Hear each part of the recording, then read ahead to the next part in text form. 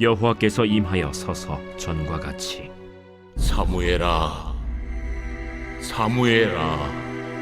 말씀하옵소서. 주의 종이 듣겠나이다. 하니 여호와께서 사무엘에게 이르시되 보라, 내가 이스라엘 중에 한 일을 행하리니 그것을 듣는 자마다 두 귀가 울리리라. 내가 엘리의 집에 대하여 말한 것을 처음부터 끝까지 그날에 그에게 다 이루리라. 내가 그의 집을 영원토록 심판하겠다고 그에게 말한 것은 그가 아는 죄악 때문이니, 이는 그가 자기의 아들들이 저주를 자청하되 금하지 아니하였음이니라. 그러므로 내가 엘리의 집에 대하여 맹세하기를, 엘리 집의 죄악은 제물로나 예물로나 영원히 속잠을 받지 못하리라 하였노라 하셨더라. 사무엘이 아침까지 누웠다가 여호와의 집의 문을 열었으나 그 이상을 엘리에게 알게 하기를 두려워하더니 엘리가 사무엘을 불러 이르되 내 아들 사무엘아, 내가 여기 있나이다. 내게 무엇을 말씀하셨느냐? 청하노니 내게 숨기지 말라. 내게 말씀하신 모든 것을 하나라도 숨기면 하나님이 내게 벌을 내리시고 또 내리시기를 원하노라. 사무엘이 그것을 그에게 자세히 말하고 조금도 숨기지 아니하니 이는 여호와이시니 선하신 대로 하실 것이니라. 하니라. 사무엘이 자라매 여호와께서 그와 함께 계셔서 그의 말이 하나도 땅에 떨어지지 않게 하시니 단에서부터 브엘세바까지의 온 이스라엘이 사무엘은 여호와의 선지자로 세우심을 입은 줄을 알았더라. 여호와께서 실로에서 다시 나타나시되 여호와께서 실로에서 여호와의 말씀으로 사무엘에게 자기를 나타내시니라.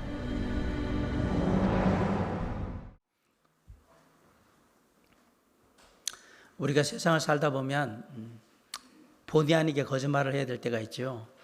사실 악의는 없는데 선한 의도로 하는 거짓말, 그걸 뭐라고 하죠? 한국말로 하면 하얀 거짓말이고요, 영어로 하면 white lie라고 합니다. 그러니까 사실 악의 없이 그냥 선의를 가지고 하는 거짓말이다라고 해서 하얀 거짓말이라고 하는 건데요. 남자들이 여자들에게 제일 많이 하는 하얀 거짓말 세 가지가 있습니다. 당신이 첫사랑이야, 당신이 제일 예뻐, 원하는 건 뭐든지 다 해줄게. 이게 제일 많이 하는 하얀 거짓말이에요. 예. 물론 진짜 뭐 첫사랑이기도 하고 예쁘기도 하고 다 해주기도 하겠지만 남자들이 이렇게 얘기할 때는 그냥 나 듣기 좋으라고 하는 얘기구나, 이렇게 들으시면 되고요. 여자들이 남자들에게 많이 하는 하얀 거짓말은 뭐냐? 당신이 처음이야, 당신이 첫사랑이야, 당신이 제일 멋져. 여자들이 이렇게 얘기하면 나 듣기 좋으라고 하는 얘기구나, 이렇게 생각하시면 됩니다. 사실 우리는요, 거짓말을 나쁜 것이라고 생각을 합니다. 그런데 거짓말도 선이 될 수 있다라고 생각하고 하는 게 뭐냐면 바로 이 하얀 거짓말이에요.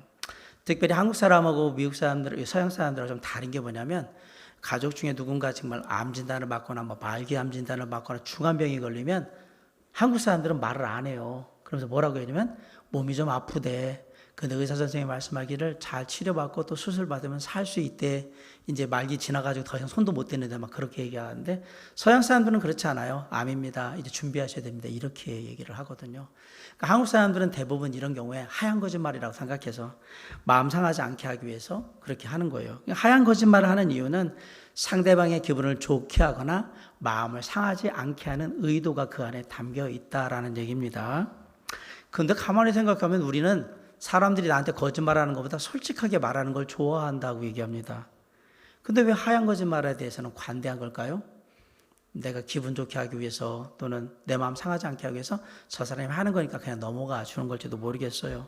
근데 더 중요한 사실은 객관적인 사실이 진실이 아니라 내가 듣기 원하는 사실이 진실이기 때문에 그렇습니다.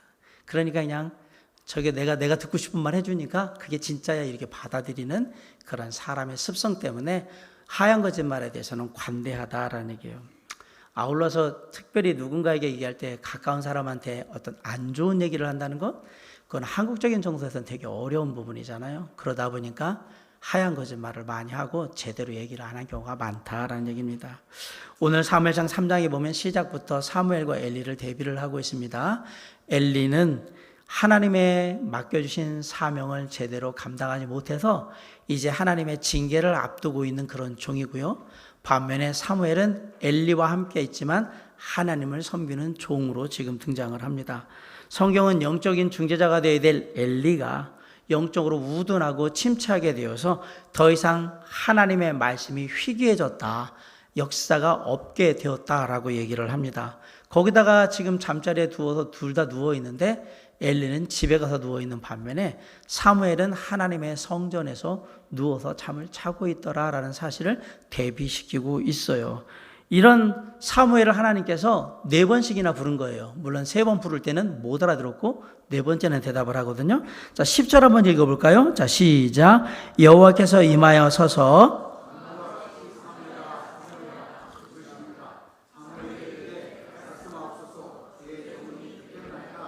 네, 3번 부를 때까지는 사무엘이 영적으로 아직은 미숙하고 한 번도 하나님의 음성을 직접적으로 들어본 적이 없기 때문에 그게 하나님의 음성이라는 사실을 몰라서 자꾸 엘리한테 가서 스승님이 부르셨냐고 이렇게 물어봤던 거고, 엘리는 아니니까 가서 자라고 자꾸 얘기를 했던 거죠. 그런데 이제 4번째 부르심을 통해서 알게 되는 거예요. 이 4번째 부르심을 통해서는 우리는 알 수 있는 사실, 이제 엘리를 대신해서 하나님의 마음을 이해하고 하나님의 말씀을 행할 수 있는 하나님의 사람이 누구란 얘기냐? 사무엘이라고 하나님께서 말씀하고 계신 거예요. 하나님의 부르심을 깨달은 사무엘은 뭐라고 대답하냐면 말씀하옵소서 주의 종이 듣겠나이다 라고 하나님께 고백을 합니다. 마침내 처음으로 하나님이 사무엘을 부르신 것에 대해서 사무엘이 제대로 대답을 한 거예요. 하나님의 음성을 듣고 직접 하나님께 대답을 한 거예요. 그러자 하나님께서 사무엘에게 내가 한 일을 행하겠다라고 얘기를 합니다. 우리 11절 한번 다시 읽겠습니다. 시작. 여호와께서 사무엘에게 이르시되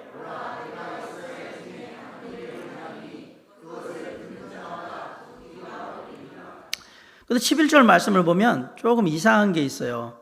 하나님이 이스라엘 중에 어떤 일을 행하실 건데 그것을 보는 자마다라고 하지도 않고 그것을 경험하는 자마다라고 하지 않고 그것을 듣는 자마다라고 말씀을 하십니다.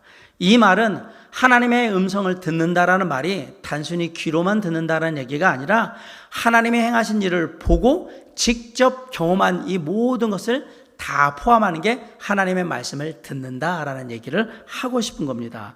그래서 하나님이 행하신 일들 때문에 사람들이 막 이런저런 얘기를 하는데 그 얘기가 너무너무 크게 들려가지고 두 귀가 울릴 정도로 그렇게 들릴 것이다 이렇게 얘기를 한 겁니다. 그러면서 엘리의 집안에 대한 이제 심판을 말씀하시거든요. 12절, 13절, 14절 한번 읽어보겠습니다. 시작. 내가 엘리의 집에 대하여 말한 것을 처음부터 끝까지 그날에 그에게 다 이루리라. 13절.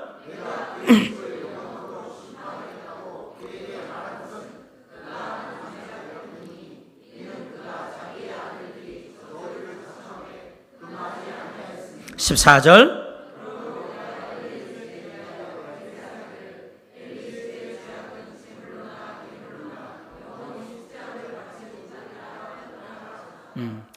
(12절에서는) 하나님은 시작하시면 반드시 끝을 보시는 분이시라고 말씀한 거예요. 엘리의 집안에 대한 하나님의 심판은 절대 멈춰지지 않는 일, 반드시 이루어지는 일이 된 겁니다. 13절에서는 엘리 집안에 하나님의 심판이 내려지게 된 이유는 그가 아는 죄악 때문이라고 분명히 말씀하고 계십니다. 그가 아는 죄악이 뭘까? 엘리의 두 아들 홈리와 비나스가 하나님께 드려지는 제물을 함부로 손댄 일, 그리고 하나님의 성전에서 일하는 여인들을 겁탈한 일들을 엘리가 알고 있었죠. 이거는 하나님을 멸시하는 일이고 하나님의 백성들에게 악한 영향을 주는 일이었습니다. 그럼에도 불구하고 그것을 다 알고는 엘리가 금하지를 않았던 겁니다. 자신의 아들들이란 이유로 합당한 조치를 취하지 않고 그냥 얼렁뚱땅 넘어가려고 했던 겁니다.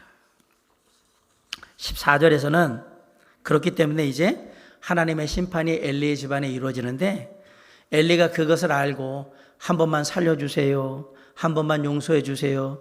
제가 애들이 가져갔던 빼앗긴 재물과 예물 다 원래대로 다 돌려놓겠습니다. 그러면서 얘기해도 심판은 온전하게 이루어질 것이다. 바뀌지 않는다라고 얘기를 한 겁니다.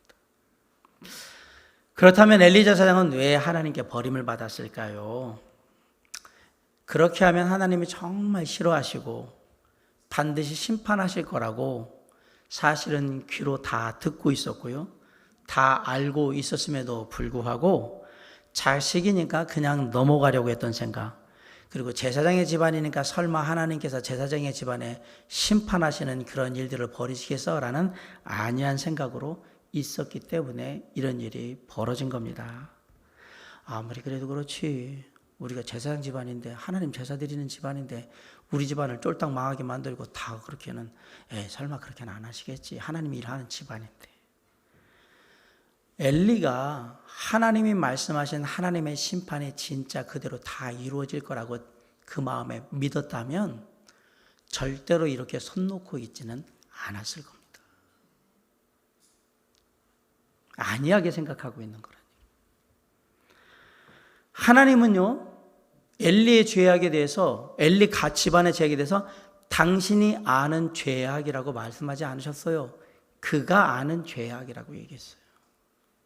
그 얘기는 엘리 스스로가 왜 이 심판을 당하게 됐는지, 그 죄악이 무엇인지 다 알고 있다라고 얘기를 한 겁니다. 다 알고 있으면서도 그치지 않은 죄악. 하나님께서 분명히 경고했음에도 불구하고 그 경고를, 하나님의 말씀을 무시했던 죄악. 자신을 사랑하기 때문에 그 자식이 하나님보다 더 귀하니까 안 들리는 척 설마 하는 그런 마음으로 그냥 넘어갔던 그 죄악, 바로 그 죄악이 그가 아는 죄악인 거예요. 이 일을 막으려고 했다면, 하나님의 심판이 없게 하려고 했다면 먼저 하나님의 저주를 자청하는 짓을 하지 말았어야 합니다. 그리고 다음으로 하나님의 저주를 자청하는 짓을 누가 하고 있다면 막았어야 했습니다. 엘리의 집안은 이 둘이 다 안 된 거예요. 계속해서 하나님의 저주를 자청하는 짓을 하고 있었고, 아버지 엘리는 그 짓을 막지 않았다라는 사실이에요. 결국 그래서 하나님의 심판이 엘리의 집안에 이루어지게 된 겁니다. 그런 의미에서 우리의 삶을 되돌아보면서 혹시 하나님의 저주를 자청하는 말이나 행동을 내가 하고 있지는 않은지 잘 한번 돌아보시기 바랍니다. 하나님을 멸시하고 하나님의 예배를 등한히 여기며 하나님을 향한 헌신과 수고를 하찮게 여기는, 그것이 하나님의 저주를 자청하는 일인데 그런 모습이 나에게는 없는가 한번 살펴보라고 말씀드린 겁니다. 아울러서 나는 그렇지 않은데 혹시 주변에 누군가가 하나님의 말씀을 우습게 여기고 하나님을 하는 예배를 무시하고 하나님을 향한 헌신과 수고를 진짜 하찮게 여기는 그런 말과 행동을 거리낌없이 하고 있다라면 해야 되는 일이 뭡니까? 그들이 그것을 멈추도록 막아주지 않는 한 하나님의 징계가 그에게 임할 거라는 사실이에요. 항상 하나님이 경고하는데 이 경고를 넘어가 버리면 그 다음에 오는 것은 하나님의 징계입니다. 내일이 급해서 못 살펴봤어요. 피치 못할 사정이 있어서 사실 신경을 못 썼네요.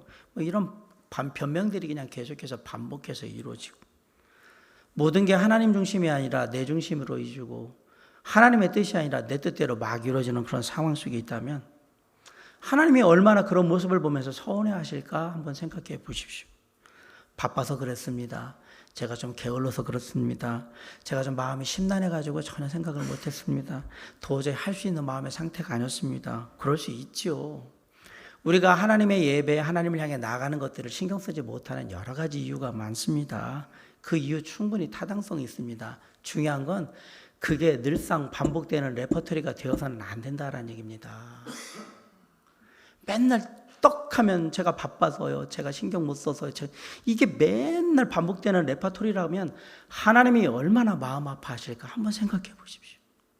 똑같은 얘기를 계속 들어야 되는 하나님의 입장이라면.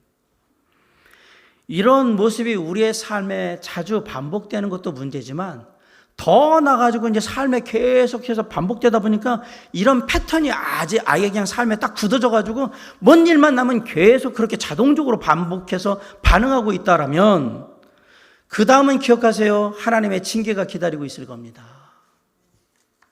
그건 아니란 얘기입니다.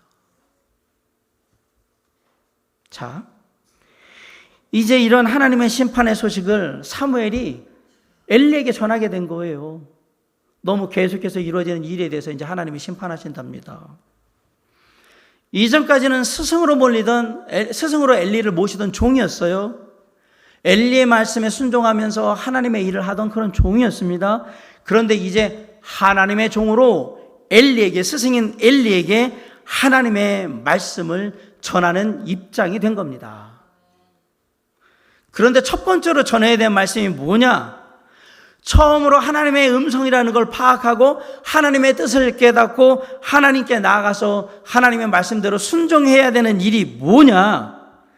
엘리에 대해서, 스승 엘리에 대한 하나님의 심판에 대한 말씀이에요. 그 말씀을 전해야 되는 사무엘은 얼마나 마음이 복잡하고 혼란하고 두렵고 어려웠을까? 15절을 한번 읽겠습니다. 시작. 사무엘이 아침까지 누웠다가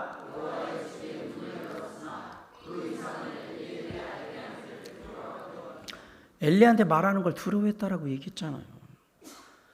아유, 하나님의 스승님인 엘리 집안을 아주 심판을 하신다는데, 끝을 보시겠다는데, 가만 안 두신다는데, 아이고, 이거 어떡하지? 나한테 이거 전하라는데. 방법이 없을까? 그래서 선택한 방법이 뭐예요? 일단 스승님이 물어보기 전에는 말하지 말자인 거예요. 그래서 가만히 있었는데, 안타깝게도 아침이 밝자 엘리가 오더니 사무엘에게 묻습니다. 하나님이 너한테 어젯밤에 뭐라고 말씀하시든 숨기지 말고 사실대로 다 내게 얘기하라고. 우리 16절 17절 한번 있습니다. 시작. 엘리가 사무엘을 불러 이르되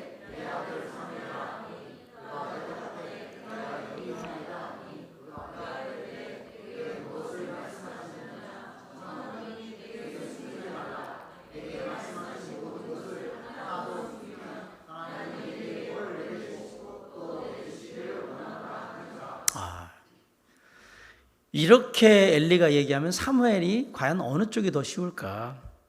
하나님의 말씀하신 대로 다 솔직히 다 얘기를 해주는 쪽이 쉬울까요? 아니면 하신 말씀 없는데요?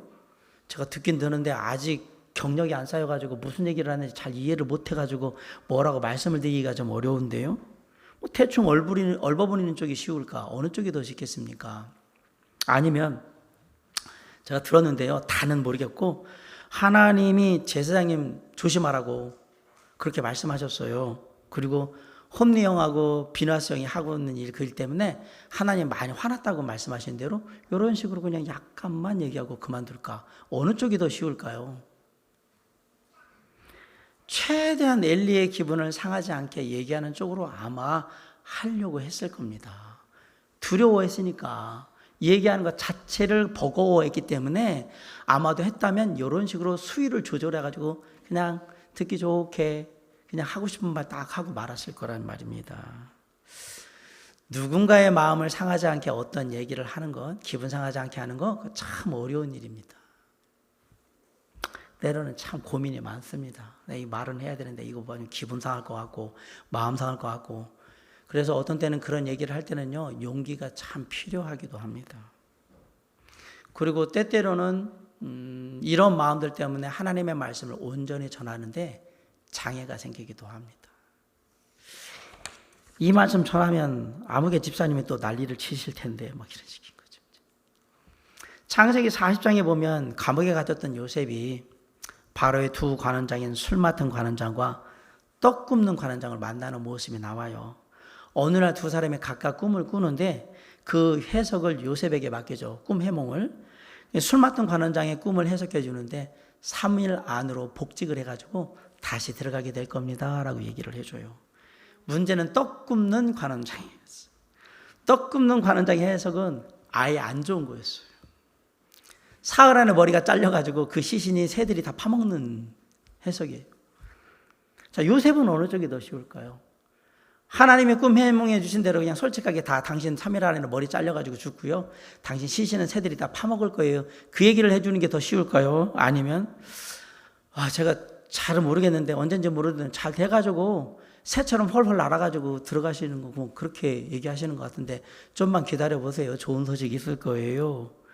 대충 둘러대면서 듣기 좋은 소리 하는 쪽이 좋을까요? 어느 쪽이 좋을까요? 어느 쪽이 더 쉽겠냔 말이에요. 만약 저와 여러분이 요셉이라면 웬만하면 어차피 3일 안에 죽을 거니까 이 떡 굽는 거 하는 장 3일 안에 죽는 건데 죽고 나면 나한테 뭐라고 따질 것도 아니고 뭐라고 얘기해요?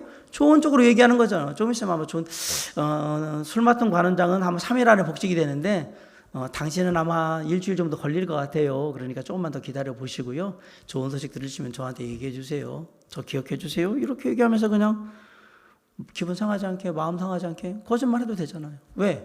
죽은 자는 말이 없거든요. 저는 저와 여러분이었으면 그런 식으로 얘기했을 거라고 생각을 합니다. 근데 요셉은 그렇게 하지 않았어요. 왜요? 자신이 하는 모든 꿈의 해석은 하나님으로부터 나온 거였기 때문에. 바꿔 얘기하면 그게 하나님의 말씀이었기 때문에 그렇게 하지 않은 겁니다. 요셉이 되게 융통성 없다고요? 아니요. 요셉이 융통성이 있는데 이게 하나님의 말씀이기 때문에 거짓말로 얘기할 수가 없었던 거예요. 그래서 창세기 40장 8절에 보면 요셉이 그에게 이르되 해석은 하나님께 있지 아니하나이까 이거 다 하나님이 하시는 일입니다 라고 얘기한 거예요. 내가 편하고 쉬운 거 선택하는 거 좋습니다. 듣는 사람이 부담 없고 그냥 좋게 듣는 거 그거 좋습니다. 그런 것도 좋은 일이죠. 그런데 그보다 더 중요한 것은 하나님이 내게 말씀하신 것을 그 말씀하신 그대로 전하는 게 더 중요하다 이 얘기입니다. 사실 사무엘도 지금 고민에 빠진 거예요. 어떻게 얘기해야 되나? 그냥 대충 얼버무리고 끝내야 되나? 다 솔직히 말해야 되나? 고민하고 있는데 다행히도 엘리가 먼저 와가지고 사무엘에게 얘기한 거예요. 솔직히 말하라고. 우리 17절 한번 읽어볼게요. 시작. 이에 대해 내게 무엇을 말씀하셨느냐?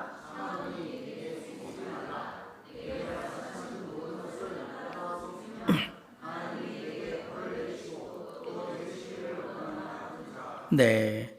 엘리가 뭐라면 나에 대해서 분명히 하나님이 말씀하셨을 텐데 너는 그것 들은 대로 나한테 다 얘기를 해줘. 너 안 그러면 너 솔직히 나한테 다 얘기 안 하면 하나님이 너 징계하라고 너한테 벌 내리라고 내가 얘기할 거고 반드시 그렇게 되길 내가 진짜 소망하면서 기도할 거야. 이렇게 얘기했어요. 갑자기 이 생각이 들어요. 이렇게 하나님의 말씀에 철저한 사람이 왜 그 짓을 했을까요? 웃기지 않아요? 자식들한테는 왜 하나님의 말씀대로 안 했어요? 이렇게 하나님의 말씀을 철석같이 믿는 사람인데 자식이 하나님보다 우상이었기 때문에 그런 거예요. 그런데 참 사무엘에게는 어려운 얘기예요. 왜 하나님이 처음부터 하나님의 말씀을 전하는 일의 첫 사명으로 왜 스승인 엘리의 가문에 대해서 집안에 대해서 심판하시는 얘기를 나한테 하라고 얘기할까? 왜 그랬을까요? 하나님도 참 생각이 없지. 아직 영적으로 경험도 별로 지금 이력도 안 쌓인 사무엘한테 이런 어려운 얘기를 하라고, 그것도 스승님한테, 지금까지 키워준 스승님한테 가서 당신 지금 망한대요, 다 죽는데요, 이 얘기를 어떻게 하냔 말이에요. 당연히 고민이 되지. 하나님 참 얄궂어요. 이러지 않았으면 좋겠는데. 그럼에도 불구하고 하나님이 이렇게 하신 데는 분명한 뜻이 있겠지요. 과연 그 의도가 뭘까야 하는 거예요. 하나님의 의도는 너는 이제 내 말씀을 사람들에게 전하는 하나님의 사람, 제사장, 사사, 선지자야. 그러면 이제 누구의 눈치를 보면 안 된다? 사람의 눈치를 보면 안 된다. 너는 내가 말한 그대로 다 전하라. 이걸 알려주려고 하는 거예요. 그게 네 사명이란 말이에요. 그러니까 이거를 제일 먼저 준 거예요. 앞으로 가만히 생각하면 사무엘이 엘리의 눈치 안 보고 하나님의 말씀대로 할 수 있다면 세상의 모든 사람한테 다 그렇게 할 수 있겠죠. 그죠? 가장 어려운 상대예요. 이 사람한테 솔직히 안 좋은 얘기를 한다는 게. 그런데 그거를 넘어가게 한 겁니다. 자, 한번 생각해 보세요. 엘리가 두 아들인 홈리와 비느하스를 불러가지고 너 하나님 앞에서 그렇게 하면 안 돼. 제사장이 그런 일을 하면 너 진짜 큰일 나. 너 진짜 정말 하나님이 어떻게 할지 몰라. 이야기하면서, 그 죄악을 이야기하면서 하나님이 훈계하시고 치리하는 게 쉬운 일입니까? 아니면 사무엘이 엘리한테 가서 하나님께서 당신 집안에 대해서 범죄한 거에 대해서 심판하신다고 하니까 각오하고 계세요, 이 얘기하는 게 더 쉬운 일입니까? 당연히 엘리가 두 아들 홈리와 비나스를 불러다가 니들이 지금까지 한 짓을 내가 다 알고 있고 이게 하나님 앞에 정말 죄악되기 때문에 하나님께서 이거 심판하실 거야, 너희들 각오하고 있어, 그리고 이제 안 하면 큰일 난다라고 경고하는 게 더 쉬운 일 아닙니까? 아버지로서, 제사장으로서, 선지자로서 당연히 해야 될 일 아닙니까? 이게 더 쉬운 일이에요. 사무엘이 엘리한테 얘기하는 것보다. 제사장인데, 제사장의 자녀인데 제사장으로서 지금 하나님 앞에서는 범해서는 안 되는, 도저히 이해하기 힘든 범죄를 범하고 있는 거예요. 그런데 이에 대해서 사과의 말 한마디 없어요. 돌이키는 변화도 없어요. 합당한 치리도 없어요. 그리고 여전히 제사장이라고 하나님께 드리는 제사를 집전하고 있는 상황인 거예요. 아니, 그러면 이 사람 밑에서 일하는 사람들이나 주변의 사람들이 만약에 잘못해서 하나님에 향한 예배를 등한히하고 무시하고 잘못을 범하고 막 그랬을 때 홈리와 비아나스가, 엘리가 나와서 너 이러면 안 돼, 이거 하나님의 법에 어긋난 거야, 하나님의 뜻이 아니야, 이렇게 훈계하고 치료할 수 있겠냔 말이에요. 절대로 그럴 수가 없습니다. 신앙이 좋은 게 좋은 거라 그냥 얼렁뚱땅 넘어갈 수 있는 게 아닙니다. 우리가 하나님의 은혜를 입었으니까 은혜롭게 그냥 넘어갑시다. 은혜롭게 넘어갈 게 있고 못 넘어갈 게 있는 거예요. 그래도 그 사람 마음 상하잖아요. 기분 나쁠 텐데요. 그렇지. 내가 이 설교하면 누군가는 또 기분 되게 나빠하면서 또 교회 안 나온다고 그럴 수 있으니까 말씀에 좀 강도를 낮춰야 되겠지. 제가 그렇다면 이 설교를 하겠습니까, 지금? 이 본문 살짝 넘어가 버리지. 감사한 건 도림교회 성도님들은 저에게 그냥 하나님의 말씀으로 제가 믿고 확신한 것에 그대로 전할 수 있도록 지금까지 그렇게 해주셨으니까 저는 그냥 담대하게 그 얘기를 할 뿐이에요. 그럼 이렇게 얘기할 수 있는 사람이 교회에 많은 줄 아십니까? 아니요, 그렇지 않아요. 여기가 내 직장이고 내 밥줄이라고 생각하면 그 얘기 못해요. 저는 그런 생각이 없어요. 오늘이라도 하나님이 그만두라 그러면 그만두는 거예요. 그래서 얘기하는 거예요. 사랑하는 성도 여러분, 그런 마음이 드는 순간 기분 나쁘겠지, 이거 들으면 또 거기 연결시켜가지고 또 생각하겠지, 이런 생각이 드는 순간 하나님의 말씀의 내용을 회피하게 돼요. 그리고 그냥 웬만하면 그런 내용 얘기 안 하고 그냥 넘어가려고 할 거예요. 그리고 설교할 때요, 이런 설교는 안 하는 게 좋고, 두 번째는 하더라도 우리 거짓말하지 맙시다. 우리 교양 있게 그리스도인답게 안 하셨으면 좋겠습니다. 막 이렇게요. 아주 교양 있는 설교를 하죠. 저같이 이렇게 거칠게 설교하지 않을 겁니다. 왜? 내가 좀 그렇게 순화해서 좀 성도에게 어떤 강도도 낮추고 이러면 그래도 조금은 좀 덜 기분 나빠하고 들을 것 같은 그런 생각이 들으면 자꾸 그렇게 설교하게 될 거예요. 그러면 처음이 힘들지, 그렇게 계속 설교하다 보면 어느 순간부터 하나님의 말씀의 의도와 아무 상관없이 뭐예요? 여러분 듣기 좋은 얘기만 계속하게 될 거예요. 제가 항상 얘기하잖아요. 여러분 듣기 좋은 얘기 듣고 싶으시면 저기 돈 내고 강연장에 가세요. 교회는 그런 곳이 아니에요.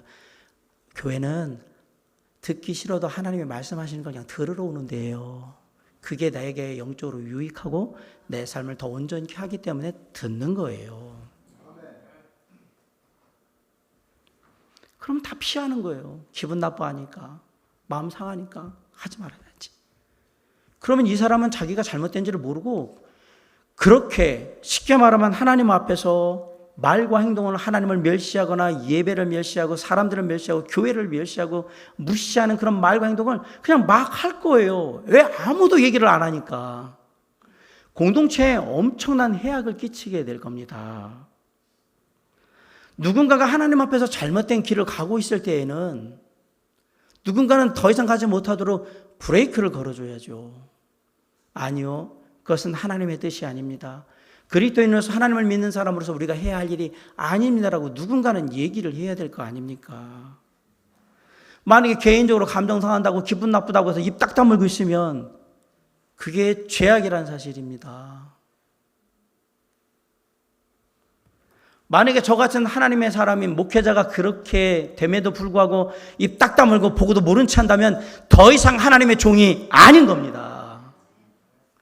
그런 목사를 원하십니까? 여러분, 그런 목사를 원하지 않기 때문에 저에게 그렇게 할 수 있도록 해주신 거예요. 그 부분에 있어서는 정말 감사하고 좀 하나님의 은혜라고 저는 생각은 해요. 데살로니가전서 2장 4절에 오직 하나님께 옳게 여기심을 입어 복음을 위탁받았으니 우리가 이와 같이 말하면 사람을 기쁘게 하려 하며 아니요 오직 우리 마음을 감찰하시는 하나님을 기쁘게 하려 함이라. 에베소 6장 6절에 눈간에 반하여 사람을 기쁘게 하는 자처럼 하지 말고 그리스도의 종들처럼 마음으로 하나님의 뜻을 행하고. 갈라디아서 1장 10절에 보면 이제 내가 사람들에게 좋게 하랴 하나님께 좋게 하랴 사람들에게 기쁨을 구하랴 내가 지금까지 사람들의 기쁨을 구하였다면 그리스도의 종이 아니니라. 사실 목회하면서 가장 힘든 부분이 이런 부분들인 거예요. 요 말씀 전할 때는 우리 김명종 집사님 걸리고, 요 말씀 전할 때는 송명호 집사님 걸리고, 요 말씀 집사님은 송영윤 집사님 걸리고, 요 말씀 집사님 홍인표 집사님 걸리고, 막 이런 식으로 하면 설교할 게 어디 있어요, 여기서? 그럼 제가 안 한다는 얘기는 그럼 누구를 기쁘게 하겠다는 얘기입니까? 사람을 기쁘게 하겠다는 얘기 아닙니까? 그러면 제가 목사 말고 딴짓을 해야지 왜 목사를 하고 있어요? 그거 하면 안 되지. 그 얘기를 못하는 목사가 무슨 목사예요? 강연을 하라고 돈을 다녀야지. 뭔 목회를 해. 교회는 그런 곳이 아니에요. 사랑하는 성도 여러분, 듣기 좋은 사탕발림에 속으시면 안 돼요. 주님은 우리에게 그렇게 말씀하신 적이 한 번도 없어요. 물론 좋은 하나님의 위로의 격려의 말씀이 성경에 많지만 대부분의 말씀은 우리를 경계하고 우리에게 주의를 주고 우리에게 깨어 각성하는 말씀이 거의 대부분이에요. 그게 어떻게 미화된다고 좋은 말씀이 되냐고요, 이게. 근데 놀랍게도 참된 그리스도인은 그런 말씀을 들을수록 더욱더 하나님 앞에 닦아가며 하나님의 말씀을 의지하고 더욱더 하나님과 동행하더라, 이 얘기입니다. 그게 온전한 변화였던 겁니다. 그게 성숙한 모습이었던 겁니다. 사랑하는 성도 여러분, 물론 관계가 안 되는 사람들한테는 아예 얘기를 하면 안 되겠지요. 그러나 진짜 내가 관계 속에서 얘기해야 되는 사람이라면 얘기하셔야 됩니다. 진심은 반드시 통합니다. 내가 정중한 태도로 정말 진심 어린 마음으로 정말 사랑하기 때문에 정말 잘 되기를 바라기 때문에 주님의 은혜 가운데 있기 때문에 그래서 그 얘기를 하는 겁니다. 그럼에도 불구하고 사람들은 기분 나쁘게 받을 수 있고 마음 상해서 받을 수 있어요. 그러나 여러분 기억해야 돼요. 내가 정말 하나님 앞에서 악한 의도가 하나도 없이 정말 진심 어린 마음으로 했다면 그것이 하나님의 뜻인 거예요. 사무엘한테 당신 집안 완전 쫄딱 망하고 다 죽을 거라는 얘기를 듣는 엘리의 마음이 기분이 좋겠습니까? 얘기하잖아요. 사무엘의 마음은 진심이에요. 하나님 말씀 그대로 그냥 하고 있는 거예요. 그 책임도 누가 지시는 거냐면 하나님이 주시기 때문에. 어쩌면 여러분 목회자인 저뿐만 아니라 여러분이 성도로서 어쩌면 그리스도인으로서 때로는 부모로서 때로는 밖에 나갔을 때 어떤 친구들과 함께 할 때 제일 힘든 부분이 이 부분일 거예요. 아무개 형제 아무개 자매 저러면 안 되는데 또 말하면 또 기분 나쁘게 그런 말 했다라고 또 싫어할 텐데 마음 상할 텐데. 이런 경우 있었잖아요. 이거 아무리 돌려서 좋게 얘기해도 철수 엄마가 듣는 그 순간에 아주 욕하면서 난리를 칠 텐데 아이고 어떡하지? 그런 적 있잖아요. 내가 이게 옳은 얘기라고 하는데도 애들이 들으면 이거 다 잔소리 생각하면 다 삐지고 힘들어할 텐데 이거 얘기해야 되나? 자식들한테 그런 적 있잖아요. 친구들 가운데 아무리 친해도 이 얘기하는 순간 얼굴 붉히고 분명히 기분 상하일 텐데, 이 얘기 해야 되나? 직장에서 이게 아무리 맞는 말이라도 이거 과장님이 들으시면 아주 또 자기 또 모욕했다고 또 안 좋게 얘기했다고 또 길길이 날뛰면서 아주 난리를 칠 텐데 이 얘기를 내가 해야 되나? 직장에서 늘 있는 얘기잖아요. 목회자인 저는 아무리 이거 내가 애둘러 가지고 열심히 얘기한다고 해도 결국 내 얘기한 거라고 다 끌고 갈 텐데 내가 이거 괜히 설교해서 이거 할 이유가 있을까? 저는 그런 고백 한 번도 안 해봤다고 얘기는 안 드립니다. 그러나 지금은 자신 있게 그냥 안 하고 합니다. 이게 대충 그냥 넘어가면 안 될까? 절 될 거라고 그냥 큰 문제 아니라고 그냥 이렇게 얼렁뚱땅하고 그냥 넘어가면 다 그런 거라고 그냥 그렇게 하고 그냥 넘어가면 안 될까? 좋은 게 좋은 거니까 괜히 내가 얘기해가지고 그냥 사람 마음 상하게 만들고 분위기 또 싸하게 만들고 참 이상하게 만들고 내가 그 얘기를 안 하면 어떨까? 대부분의 사람들이 이렇게 생각을 하고 이 생각대로 가만히 있을 거예요. 자신 없거든 그냥 가만히 계십시오. 근데 그거에 반대로 그렇게 해서 저 사람이 잘못되는 상황이 되면 하나님께서 우리 그 책임을 물으실 수도 있다라는 사실은 기억하면서 그냥 가만히 계셔요. 그러니까 가만히 부담이 되는 거예요. 이거 말하자니 마음 상하고 기분 나빠할 것 같고 안 하자니 안 될 것 같고 막 그러니까 지혜롭게 사람들이 방법을 찾았어요. 어떻게? 내가 칭찬을 먼저 얘기를 하고 그 다음에 안 좋은 얘기를 해야 되겠다.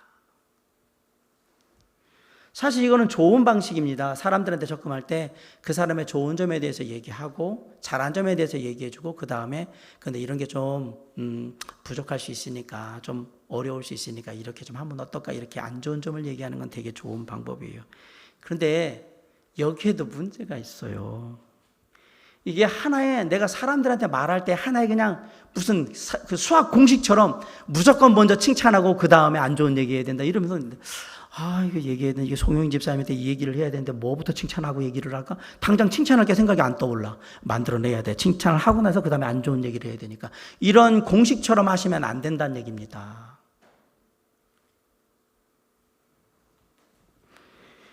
의도적으로 칭찬거리를 찾지는 말라고 말씀드리는 거예요. 우리가 정말 그 사람 칭찬할 게 있으면 얘기할 때 넌 참 이런 게 참 좋아라고 그냥 쉽게 나갈 거예요. 근데 없으니까 어떻게 해야 돼? 만들어내야 돼.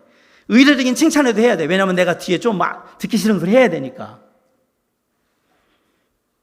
처음에는 이게 칭찬으로 들려요. 나중에는 계속 그러면 이게 조용히 교묘하게 나를 좀 놀리는 것 같고 약간은 좀 나를 비웃는 것 같기도 하고 그리고 이게 솔직히 지금 날 속이는 것 같은데 앞에 대도 않는 얘기를 계속 하면서 막 이렇게 부탁해요.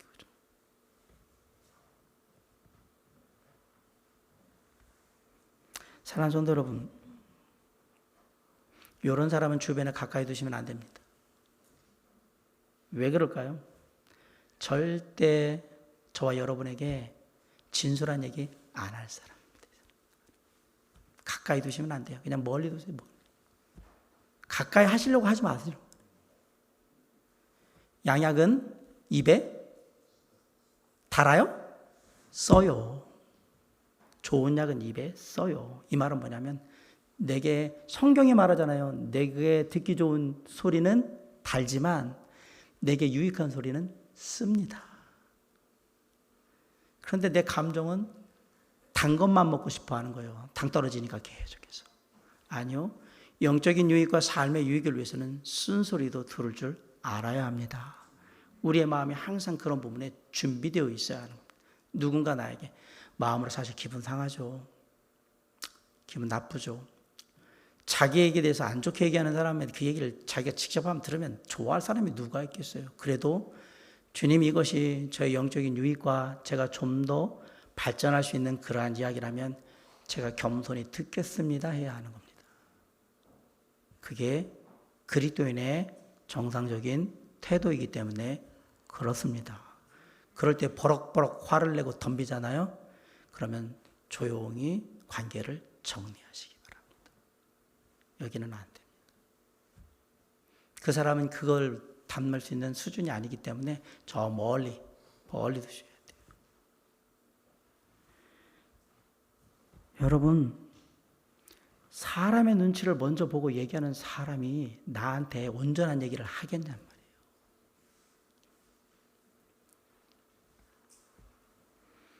사랑하는 성도 여러분, 나는 교양이 있고 인품이 준비된 사람이니까 나는 그런 얘기는 못해. 나는 항상 이렇게 교양 있게 쫙 돌려가지고 아주 쉽게 얘기해야 될 거 그냥 어렵게 막 이렇게. 여러분, 진짜 친구 사이에 얘기할 때 어렵게 얘기하는 친구 봤습니까? 저는 제 주변에 그런 진짜 제가 친한 사람들은 저한테 그런 식으로 얘기 안 합니다. 그냥 그대로 그냥 얘기를 하지, 있는 그대로. 그렇게 얘기 못하면 이 사람은 가까운 친구가 아닌 거예요. 그냥 아는 사이인 거예요. 아는 사이. 진짜 찐친 베프는 그렇게 얘기 안 해요. 정말 나와 함께하는 믿음 안의 형제 자매라면 절대 그렇게 얘기하지 않을 거예요. 왜? 서로 믿고 신뢰하는 부분이 딱 있으니까. 이 사람은 절대 나한테 안 좋은 얘기 할 때도 그게 악한 의도에서 하는 게 아니고 내가 잘 되라고, 하나님 안에서 사랑 안에서 정말 나한테 충고해 주는 거라고 그렇게 믿으니까 문제가 안 돼요. 그런 관계들을 만들어 가야 한다고 얘기하는 거예요. 누군가에게 기분 나쁘지 않고 상처받지 않게 얘기하는 건 참 중요하지요. 그러기 위해서는 사실 그 사람의 상태를 잘 보고 적절한 때를 잘 살펴야 합니다. 그래서 말해야 합니다. 그럼에도 불구하고 내가 누군가의 마음을 상하지 않게 한다고 얘기하면서, 그리고 뭐 의례적으로 그냥 립서비스를 하거나 아니면 약간의 거짓말을 가미하거나 아니면 완전하게 거짓말로 갖다가 그 사람 기분 좋게 막 해주거나 이렇게 한다면 중요한 것을 우리가 하나 잃어버린 거예요. 그 내용은 진실이 아니거든요. 여러분은 어느 쪽을 원하십니까? 그냥 있는 그대로 솔직하게 듣기를 원하십니까? 아니면 내가 마음에 상처 안 받을 만한 그 정도 얘기만 듣기를 원하십니까? 예, 그러면 관계가 그 정도밖에 안 된다는 얘기입니다. 여러분이 선택하셔야 합니다. 때로는 내가 그렇게 했을 때 누군가는 받아들이지만 누군가는 받아들이지 못할 거예요. 관계는 거기까지인 겁니다. 성경은 지금 그것을 우리에게 얘기하고 있는 거예요. 자, 여기 사람의 눈치를 보지 않고 하나님의 말씀을 그대로, 그 의도를 그대로 전한 사무엘이 있습니다. 어떻게 됐을까요? 선지자 제사장으로서 잘렸을까요? 그 직책에서? 아니면 그 마을에서 실로에서 쫓겨나가지고 혼자 저기 외딴 섬에 가가지고 혼자 나는 무인도에 간 자연인이다 이렇게 살고 있을까요? 아니면 밖에 나갈 때마다 사람들이 아주 기분 나쁘게 하고 마음 상해가는 놈이라고 해서 그런 말만 한다고 해서 돌멩이 들고 욕하면서 막 돌 던지고 그랬을까요? 하나님의 말씀을 보겠습니다. 18절, 19절, 20절, 21절. 자, 시작. 사무엘이 그것을 그에게 자세히 말하고 조금도 숨기지 아니하니 그가 이르되 이는 여호와의 이시니 선하신 대로 하실 것이니라 하니라. 19절.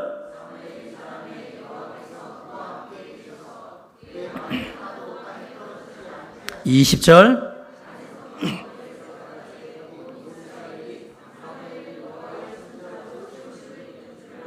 21절. 여호와께서 실로에서 다시 나타나시되 여호와께서 실로에서 여호와의 말씀으로 사무엘에게 자기를 나타내시니라. 하나님 말씀 그대로를 전하니까 그 말에 능력, 권위가 생겼다라고 얘기하는 겁니다. 제가 전하는 설교의 말씀이 하나님의 말씀의 의도에 가깝게 전하면 전할수록 거기에 능력과 권위가 있을 거고요. 제가 전하는 하나님의 말씀이 하나님의 의도를 벗어나서 계속해서 희석시키면서 돌아가면 돌아갈수록 여러분한테는 듣기 좋은 얘기가 될지는 모르겠지만 하나님의 능력과 권위는 없을 겁니다. 없을 거예요.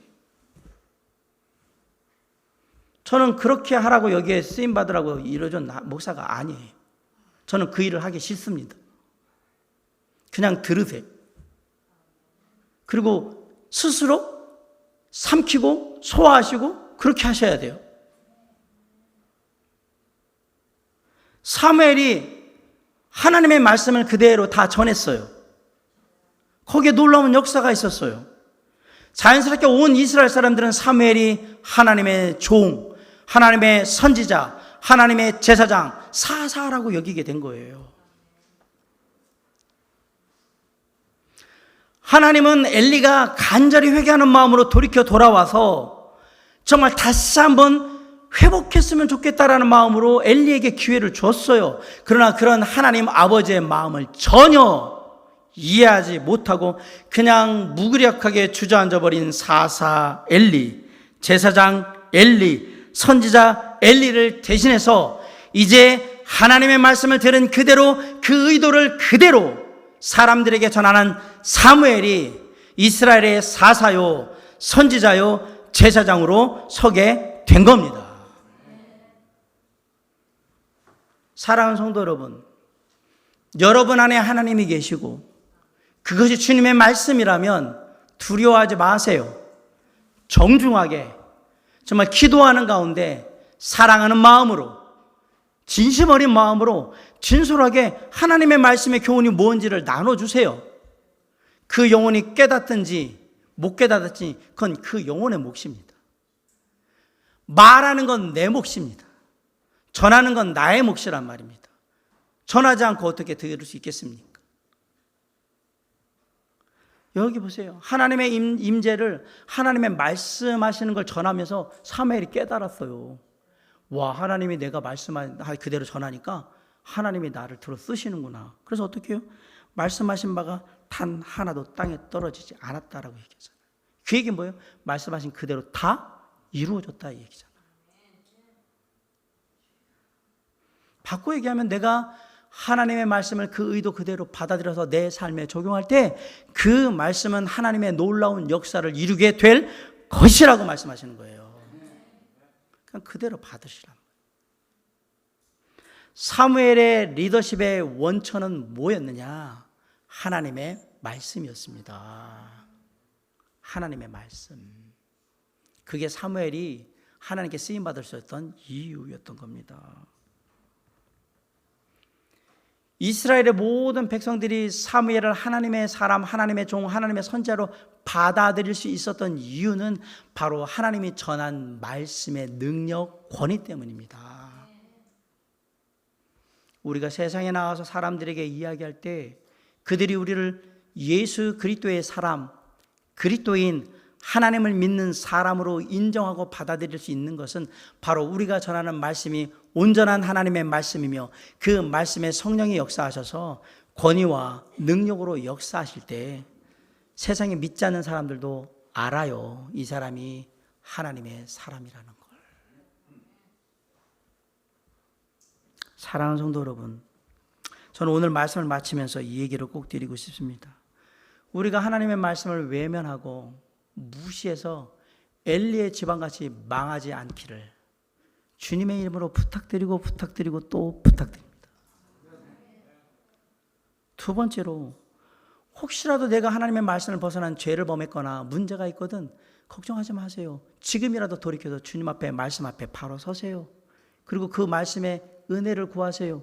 주님, 돌이켜 왔사오니 도와주시옵소서, 회복시켜 주시옵소서. 그 은혜를 구하시기 바랍니다. 그리고 그러한 삶 속에 하나님께서 나에게 말씀하시는 것들이 있다면 사무엘처럼 그대로 받으시고 그 말씀의 의도를 살려서 필요하다면 누군가에게 그대로 전해 주시기 바랍니다. 나의 삶은 내게 전해지는 하나님의 말씀, 그 하나님의 음성을 따라서 삶이 이루어지게 되는 겁니다. 내가 하나님의 말씀을 따라 살게 될 때 하나님은 나와 동행하실 것이고 그 안에 놀라운 하나님의 역사가 있게 될 것입니다. 내 삶에 놀라운 역사가 나타나면 우리 주변의 사람들은 이 사람 가운데 역사는 하나님의 말씀을 통해서 하나님을 보게 될 거예요. 하나님을 알게 될 거예요. 그리고 하나님이 어떤 분인지를 깨닫게 될 거예요. 그걸 통해서 우리는 하나님을 전하는 겁니다. 사랑하는 성도 여러분, 오늘도 주님은 우리에게 말씀하십니다. 그 말씀을 들으시기 바랍니다. 그리고 들은 말씀을 그대로 하나님의 의도를 살려서 사람들에게 필요하다면 전해주시기 바라고요. 필요하다면 내 삶에 적용하시기 바랍니다. 반드시 하나님의 말씀에 역사가 있게 될 것입니다. 우리가 하나님의 말씀을 듣고 그 말씀에 반응하며 그 말씀을 따라 변화를 추구하게 될 때 하나님의 놀라운 말씀의 역사, 은혜로운 역사가 저와 여러분의 삶 가운데 함께할 줄 믿고 이번 한 주간도 그런 삶으로 아름답게 드려지는 저와 여러분 모두가 될 수 있기를 주님의 이름으로 간절히 축원합니다. 기도하시겠습니다.